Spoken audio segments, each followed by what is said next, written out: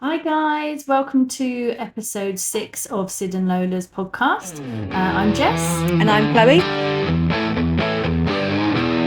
Hi guys, welcome back. We are on to our next episode, to worm or not to worm. That is the question. Yes, this is the question. So this came about because I've just done a worm count for Piper, my dog, and I've just got the results back, and he's all clear.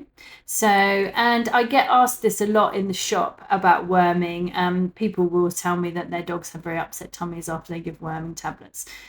So we thought we'd have a little chat about what I do and what a lot of natural raw feeding people do instead of preventative worming tablets every 3 months that you buy from your vet, basically. Which is a lot. Imagine like the cost of it. I know it's about the dog's health as well, but I can imagine the cost of that every 3 months. It is, and you can, and it's so unnecessary. That's the thing. So it's all about limiting the amount of chemicals that we're giving our dogs and limiting the amount of unnecessary chemicals that we're putting into their bodies. And dewormers are just preventative. It's a just in case drug, which makes vets money. But so we're told by our vets to be giving a tablet to our dogs every 3 months, and this tablet will basically strip out their digestive system, kill any parasites, but it will also kill all of the good bacteria as well, which is what we spend all this time building up. And gut health is so important, as we know, for humans and dogs. And, you know, as natural feeders and dog lovers, we spend lots of time nourishing and building up our dog's gut health, and then wipe it out with a unnecessary preventative tablet. Yeah, so why give it if they don't actually need it? Yeah. So there are several things you can do. Most people will have heard that you can actually test for worms. So in my shop, sidandlola.co.uk, I stock the Feed Lab test kits. So it's basically a kit that comes in a box, in a packet. You buy the kit and you can get them for intestinal worms, lung worm, or a combi one, which is intestinal worms and lung worms together, which is like a 3-day poo sample, basically. It's all in there. The instructions are really easy. You collect your dog's poo sample, put it in the little pots provided, fill out the form, put it back in its box, and then send it via post, just in the post box. It's all prepaid. And then you'll get an email telling you the results of your dog's poo test, basically. And they will tell you if there's any eggs present, if there's any worms present, and if you need to actually use a worming tablet or not. Yeah, then it'll be appropriate to use it, and then it would actually have worms. Exactly. Yeah. So the most of the time that I do the tests, they come back clear. Piper very rarely has any eggs at all, and he's been raw fed since a puppy. And there's lots of questions around, do you need to deworm your dogs more when they're raw fed? And the answer is no. So one of the reason that raw food is frozen is because freezing process kills any worms or parasites in the food, any bacteria, etc. as well.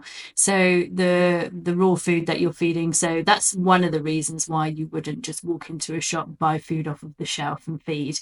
That's mostly why we would freeze it for a period of time, usually around 2 weeks is recommended.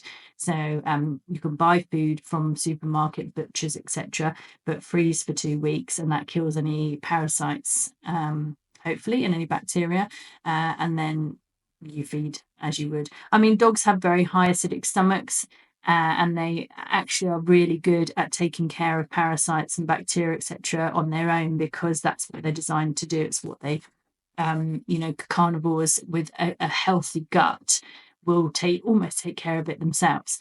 The trouble is when you're feeding ultra processed food and their gut is out of whack, and their good bacteria and their bad bacteria is all out of whack, and they have poor gut health, that's when parasites will like to live there. Yeah. Do you see what I mean? So yeah, really it's about, like everything stems back to gut health. Having a really healthy gut means that parasites won't want to live there. So there are lots of natural ways that you can prevent worms in the gut. There's lots on the market. I'll just run through a few quickly. So I did have one time, a couple of years ago, Piper's sample did come back with some eggs present. So instead of jumping on and going and buying a chemical wormer, I thought I would give it a try with the natural approach. And I ground up pumpkin seeds in a grinder. So I think you can buy them already ground, but I had some pumpkin seeds anyway, and I ground them up. And pumpkin seeds have got a compound in them that can expel worms and eggs. And then you can add some garlic powder. There's all sorts of natural things you can do, and then up the hair content. So I did this naturally for about a week or so, and then I retested, and the second test came back completely clear. Shows it works. So you can sometimes have people get really freaked out if their test comes back with minimal eggs present, but what's harmful is an infestation. So what you don't want to happen is an infestation. An infestation of worms in puppies is really bad news, makes them really poorly. And that's really when the worms have taken a hold, and you'll see them coming out in their poo. You'll see long tapes they look like almost cotton. And that's like roundworm and tapeworm you can see coming out of their poo. That's bad news. And that's when you need to use a chemical wormer. Yeah, that's when you need to up your worming. Yeah. And that's when medicine's fantastic, isn't it? Because, when we need it, it's there. But I just don't like this preventative just in case. Let's just fill them with chemicals just in case they get worms. It's just pointless. Yeah. There's different companies do different products. Vermex, a lot of you will have heard of. That's like a tonic that you can add to their food every day. It's full of natural products like nettles, cinnamon, garlic, thyme, peppermint, those sorts of things, slippery elm. And again, that's all working on the basis of gut intestinal hygiene. So it's about making the gut a really healthy, balanced place where parasites won't want to live. Yeah. Parasites like to live in crap places because that's what they feed off of. I hope that makes sense. So they sort of latch onto the bad and make it badder. Yeah. Kind of thing. Yeah. It's like, yeah. So you can also add apple cider vinegar, crushed garlic, as we've said before, is absolutely fine to add to your dog's food in small doses, not masses all in one go, but hair as well. Hairy rabbit's ears, hairy skin and hairy feet are all something that people add in as well. Hairy cow's ears, that sort of thing. So the hair acts as a kind of sweeping through the digestive system, through the tract, helps sweep out any eggs that might be hanging around. Diatomaceous earth, it's used quite a lot. It's like a powder, and it's used for natural ways for dogs that have got fleas. I know what I'm trying to say. Hang on. It's like a powder, and it's a teeny tiny little. Under a microscope, you'd see it's got kind of spikes. So each grain in its microscopic form has got spikes that come out of it, and they penetrate the abdomen of fleas and worms, etc. Yeah, it's really clever stuff. And I think you have to be careful not to inhale it as well. So if you were dusting your dog off, if they've got fleas, dusting your dog off with the diatomaceous earth, you'd wear a mask. You can put it all around your living room and in the corners of your house and stuff like that as well, and then hoover it up. But because it's got these kind of spikes in the grains, they do say that it can not be very kind on your hoover. So a hoover destroyer. Apparently, I haven't actually used it myself, but yeah, this is and then you can add it to your dog if they have worms. Things like that, I would add to your dog if you knew they had worms. So say you did a test and it came back and there was positive for eggs or for worms. If you didn't want to use a chemical wormer, I would then bring in like the diatomaceous earth alongside other things. So some of these you can use all the time, and they're all natural products, but I wouldn't use the diatomaceous earth every day just in case. I would use it if my dog had worms or an egg count back. The rest of them you can use all the time. Do you see what I mean? Because the rest of them are just tonics that are natural blends that will help keep the gut healthy.